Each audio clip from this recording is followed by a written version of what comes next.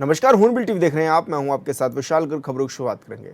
उत्तराखंड में 2027 में विधानसभा के चुनाव होंगे, जिसके लिए सभी पार्टियों ने अपनी कमर कसना भी शुरू कर दिया है। इसी को लेकर बीजेपी विधायक शक्तिलाल शाह का कहना है कि बीजेपी पूरी तरह से तैयार है और इस बार जीत की हैट्रिक बीजेपी लगाएगी। उस पे भी खून के धब्बे जम के नजर कम होती है। जैसे जैसे बीजेपी विधायक शक्तिलाल शाह जी हमारे साथ मौजूद हैं। सर, चुनाव का क्योंकि समय भी है, 2027 में इलेक्शन है, किस तरह की तैयारियां हैं बीजेपी की भी और आपकी भी? जैसे ही बालक का जन्म हो देखिए, पहले तो भारतीय जनता पार्टी तो 24 घंटे बहुत जरूरी है। हर वक्त चुनाव मूड में रहती है, चुनाव तैयारी में रहती है। लेकिन देखिए डॉक्टर हम वो चीज़ नहीं है कि हम चुनाव की तरफ दिखे, लोगों से बड़ी बड़ी बातें करें, लोगों को भ्रमित करने की बात करें। मैं बार बार कहता हूँ, हम विजन के लोग हैं। हम लगातार जनता के बीच रहते हैं, जनता की सेवा में रहते हैं, जनता की भावनाओं के अनुरूप हम कार्य करने का काम करते हैं। हम लगातार चुनाव जब भी आए, लेकिन हम चुनाव की तैयारी में 24 घंटे तैयार रहते हैं। हमारा चुनाव लड़ना और जीतना ही मकसद नहीं होता। हमारा मकसद का प्रतिफल आप देख सकते हैं बंगाल। हमारा प्रतिफल, चुनाव का प्रतिफल अन्य स्टेटों में भी आप देख सकते हैं, क्योंकि हम पूज्य अटल बिहारी वाजपेयी जी के पद चिन्हों पर चलने वाले व्यक्ति हैं। हम जब तक किसी मुकाम को हासिल नहीं कर देते तब तक हम विश्राम नहीं करते। तो मैं अपनी बात करूं, मैं घनसाली के एक छोटा सा सेवक हूँ। घनसाली के लोगों ने लगातार 2 बार मुझे विधायक बनाया आंखों की जो परेशानी है और तरह की परेशानियां होती हैं, बड़ी उम्मीदें होती हैं, पास पहुंचना चाहिए, लेकिन कब हमें इसे अवॉइड अभी करना बहुत चाहिए, कुछ avoid बाकी है। करना भी चाहिए कि नहीं करना जैसे मेरे यहाँ पे अभी आपने देखा कि हॉस्पिटल के लिए लोगों ने भी वहाँ पे पिछली बार बड़ा धरना प्रदर्शन करना शुरू कर दिया था, जबकि मैंने 2022 में ही उसका जियो आप पिलखी के लिए वो करवा रखा था, वो प्रोसेस में था वो। लेकिन कुछ परिस्थिति काल ऐसी बनी कि कुछ बहनें वहाँ पे हाथों के बीच में रास्ते में दम तोड़ दे उन्होंने।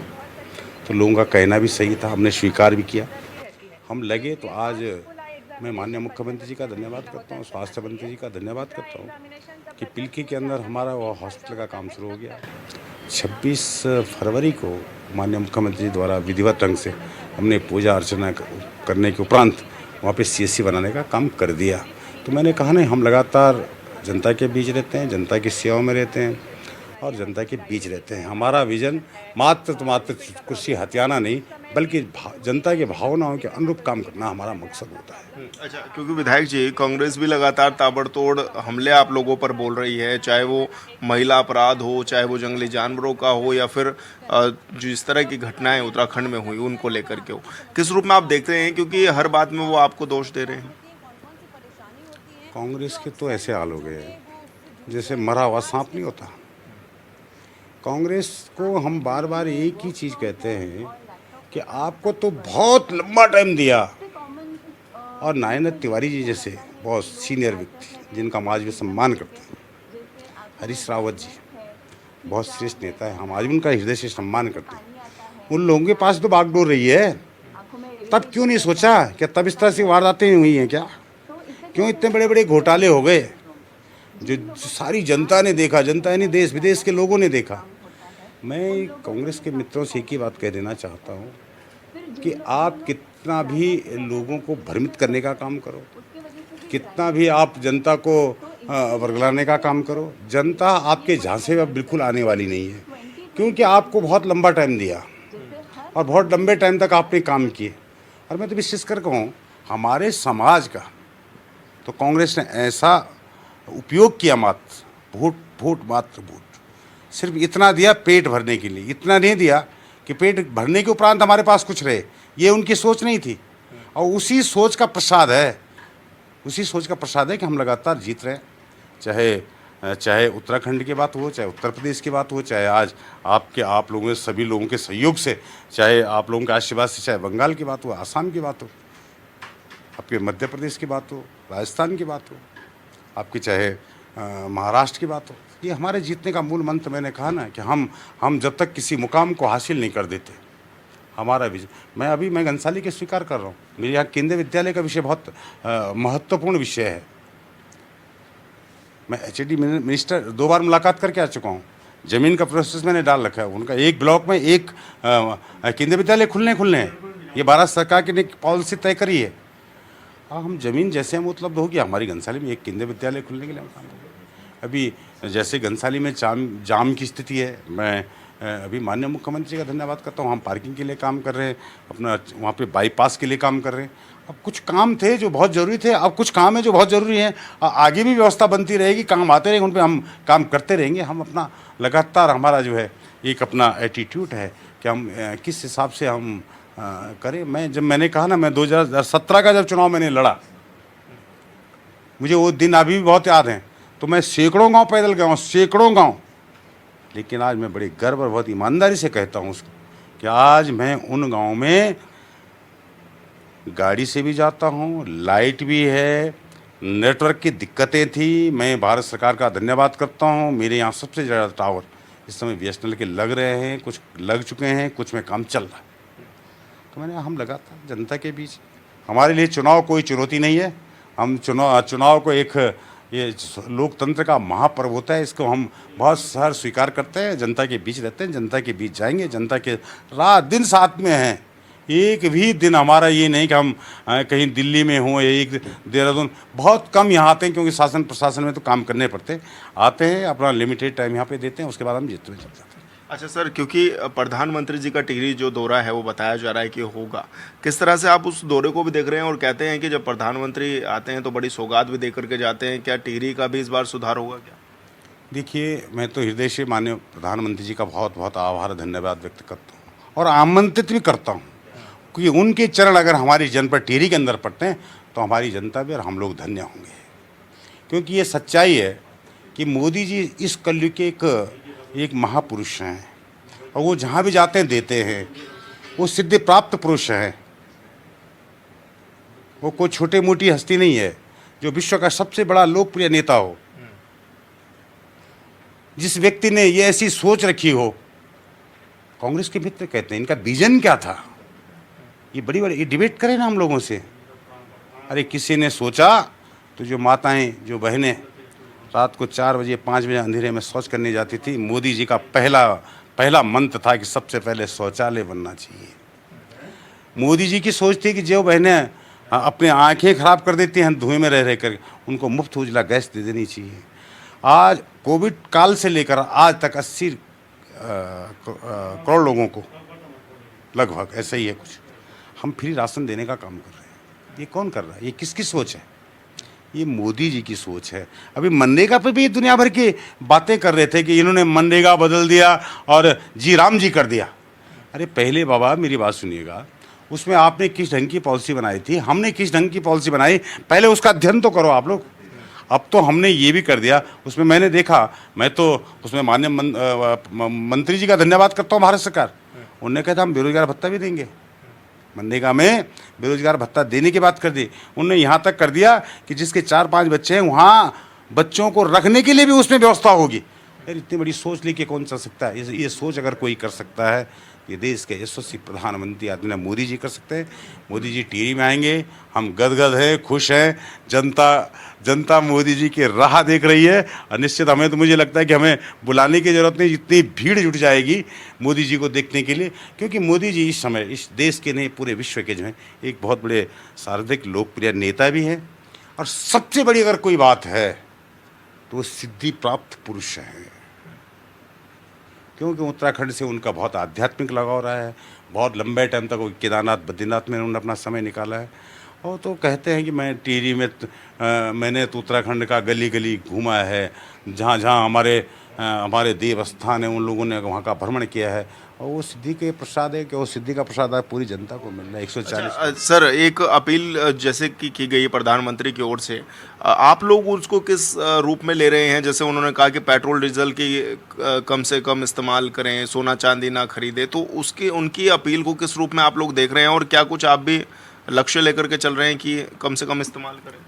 देखिए मैंने कहा ना, विपक्ष ऐसी बात करता है जिसका न तो सर होता है न तो पूंछ होता है। यही अगर बात विपक्ष हमसे पूछे तो एक बार इंदिरा गांधी जब इस देश की प्रधानमंत्री थी, उन्होंने भी जनता से अपील की थी। उन्होंने अपील की थी कि आप सोना को न खरीदें या बैंक लॉकरों में कर दें, क्योंकि वहाँ से हमें ब्याज मिलेगा।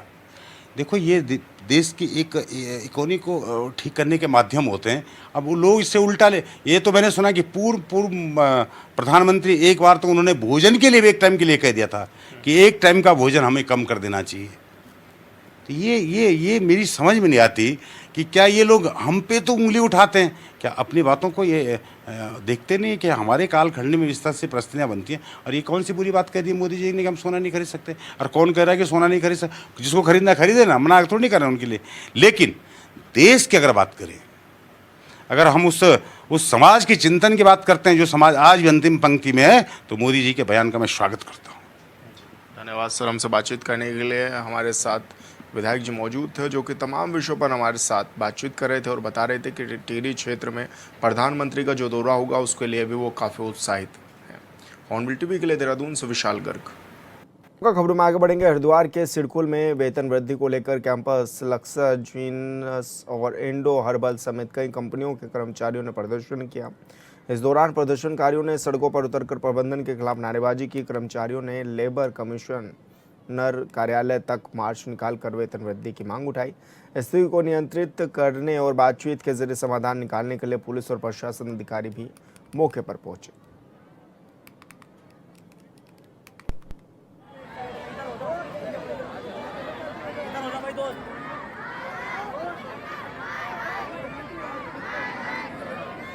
गई है और तस्वीरों में भी देखा जा सकता है कि कितनी बड़ी संख्या में जो वर्कर्स हैं वो मौजूद रहे, कर्मचारी मौजूद रहे और ऐसे में सड़कों पर उतरकर प्रबंधन के खिलाफ नारेबाजी भी की गई है।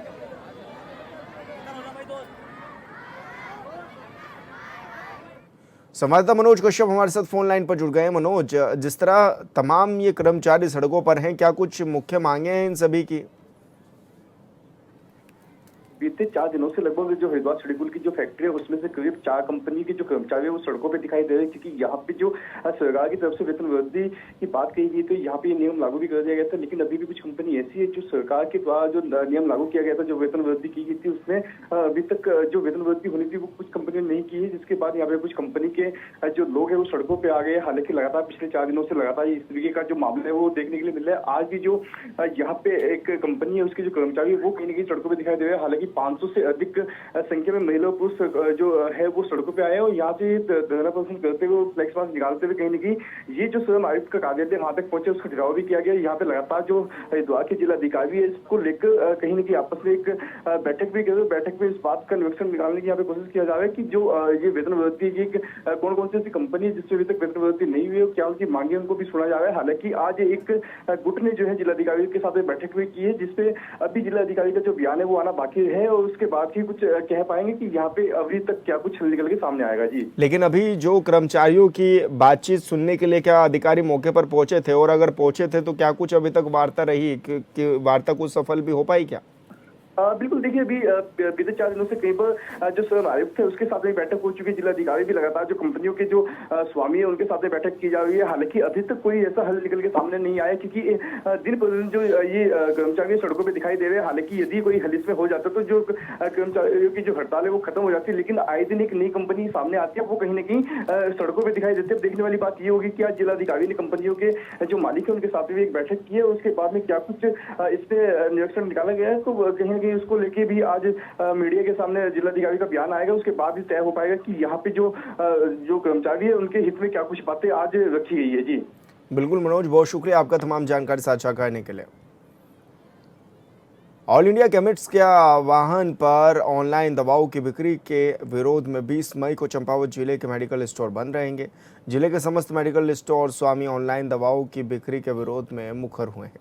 जिला केमिस्ट एसोसिएशन चंपावत के जिला महामंत्री चंद्रशेखर उप्रेती और ड्रग एसोसिएशन लोहाघाट के अध्यक्ष हेमचंद पुनेठा ने बताया कि कॉरपोरेट्स की ओर से भारी डिस्काउंट्स बंद करने और नकली दवाओं के बेचने के लिए प्रभावी कदम उठाना जरूरी है।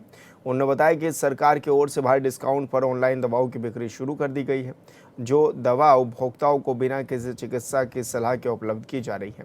इसके भविष्य में घातक परिणाम देखने को मिल सकते हैं।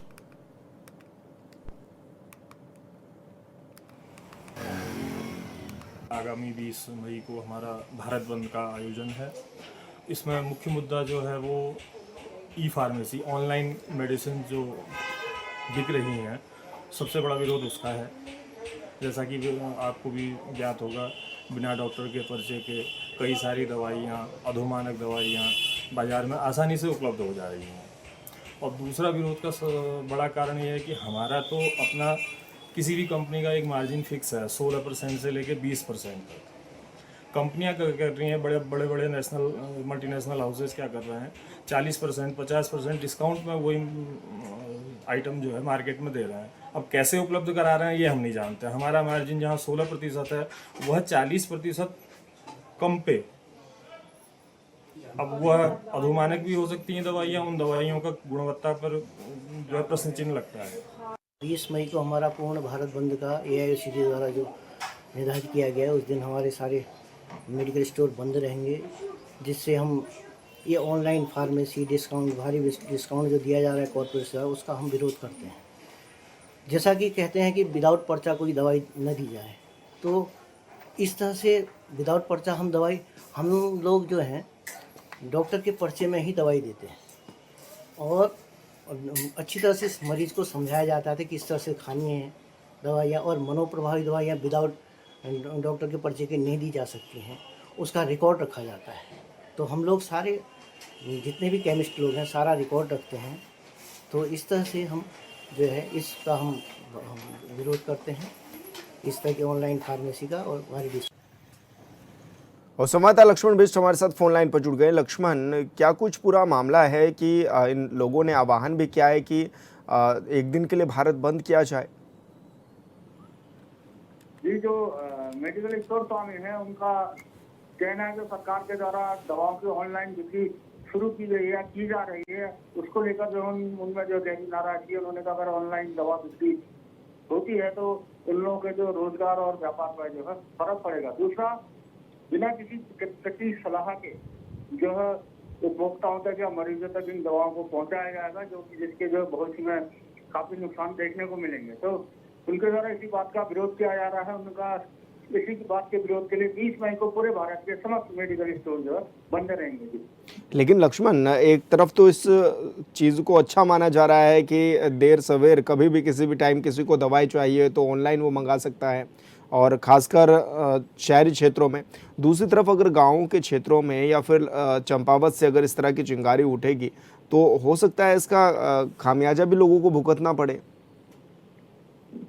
जी बिल्कुल, क्योंकि शहरी क्षेत्र में तो ऑनलाइन की जो है व्यवस्था, लेकिन जो पहाड़ी क्षेत्र है उत्तराखंड के, वहाँ को जो ऑनलाइन सुविधा जो अभी तक उपलब्ध नहीं है, तो इसका फायदा उनको नहीं मिलेगा। दूसरा, जो मेडिकल स्टोर स्वामी का कहना है कि जब चिकित्सक दवा लिखता है तो उसके बाद जो है जो मरीज है वो मेडिकल स्टोर से दवा खरीदता है, लेकिन ऑनलाइन में बिना किसी चिकित्सकीय परीक्षण के जो है दवा पहुंचाई जाएगी, जिसका परिणाम भविष्य में गंभीर हो सकता है। जी बिल्कुल लक्ष्मण, बहुत शुक्रिया आपका तमाम जानकारी साझा करने के लिए। मसूरी में नगरपालिका परिषद ने माल रोड क्षेत्र में अस्थायी अतिक्रमण और अवैध पार्किंग के खिलाफ विशेष अभियान चलाया। इस दौरान नो पार्किंग जोन में खड़े वाहनों पर कार्रवाई करते हुए करीब 10 वाहनों के चालान भी काटे गए और कई दोपहिया वाहनों को इस दौरान जब्त भी किया गया है। नगरपालिका ने अधिशासी अधिकारी ने यह भी बताया कि माल रोड पर किराए की स्कूटी, निजी दोपहिया वाहन और अन्य वाहन सड़क किनारे खड़े रहने से लगातार जाम की स्थिति बन रही थी। स्थानीय लोगों और पर्यटकों की ओर से इसकी शिकायत प्राप्त हो रही थी, जिसके बाद ये कार्रवाई की गई है।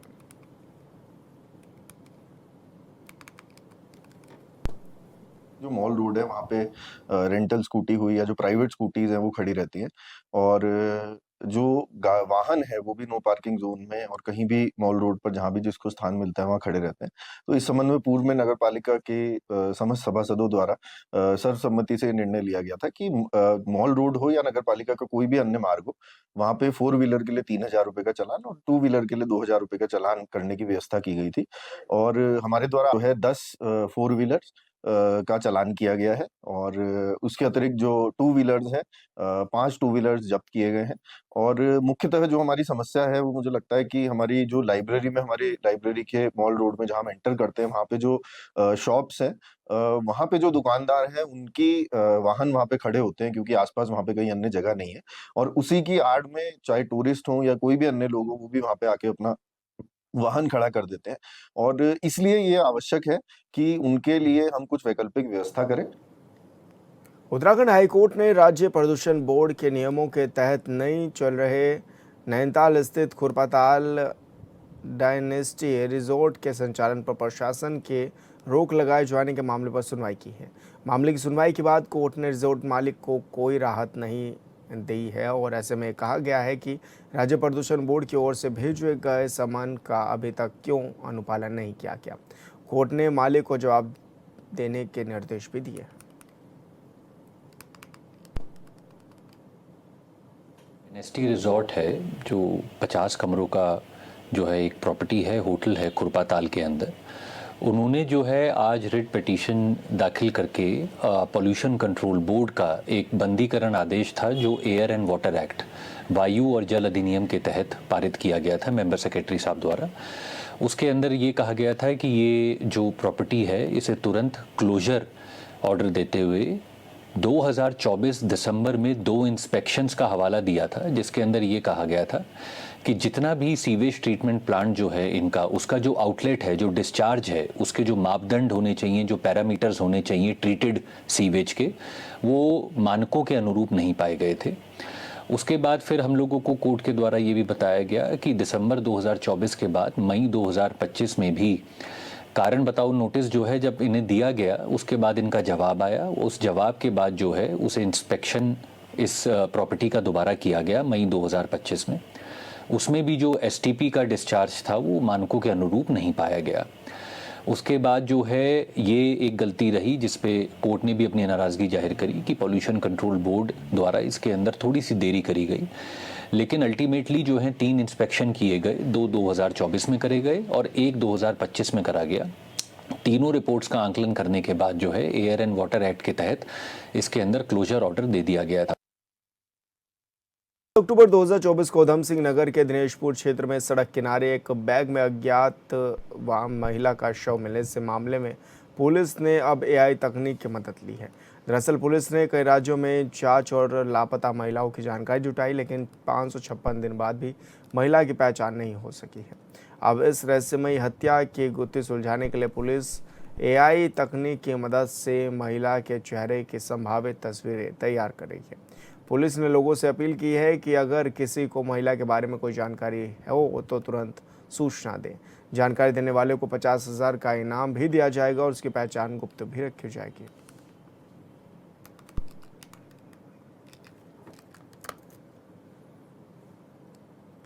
और फिलहाल इस बुलेटिन में मेरे साथ इतना ही। आप देखते रहिए हॉर्नबिल टीवी। नमस्कार।